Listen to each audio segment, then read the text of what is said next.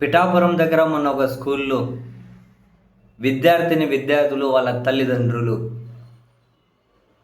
Protest కూర్చొని ఒక English teacher మీద, హెడ్ మాస్టర్ మీద తీవ్రంగా ఆగ్రహం, ఆవేదన వ్యక్తం చేసుకుంటూ మీడియాతో కూడా మాట్లాడారు. గుర్తుందా? పిల్లలు కూడా మాట్లాడారు.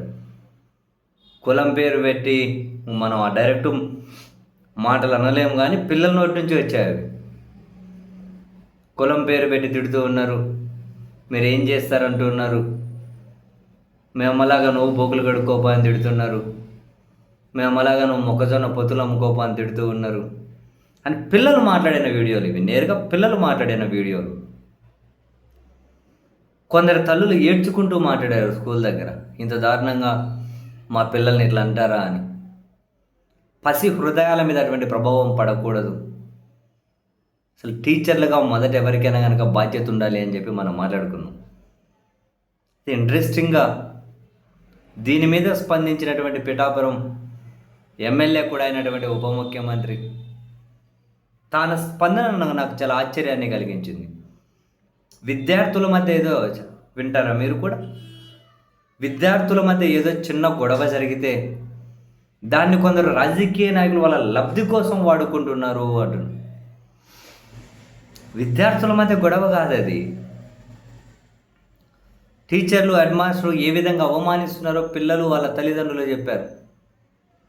రాజకీయ లబ్ధి కోసం వాడుకోవడం ఏంటి అంత దారుణంగా అన్న తర్వాత ఎవరు రాజకీయ లబ్ధి కోసం వాడుకుంది?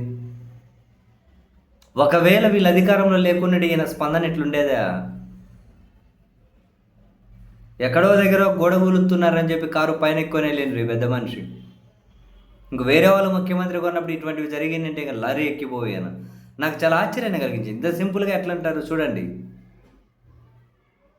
పిఠాపురంలో కూడా గొడవ, ఒక చిన్న విద్యార్థుల మధ్య ఒక చిన్నపాటి గొడవ జరిగితే దాన్ని రాజకీయ నాయకుల లబ్ధి కోసం దాన్ని కుల గొడవలుగా క్రియేట్ చేయడం ప్రారంభించారు. ఇద్దరు బిడ్డలు కొట్టుకుంటారు. అలాంటిది ఇట్లాంటి చేరిపోయి అంటే అందుకని తల్లిదండ్రుల పార్టిసిపేషన్స్ పిల్లలు చదువుతున్నప్పుడు చాలా చాలా అవసరం. ఎంత దారుణ, ఎంత ఎట్లా వేసింది.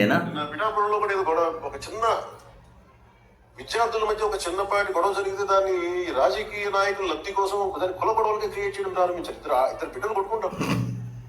రాజకీయ నాయకుల మధ్య గొడవ జరిగితే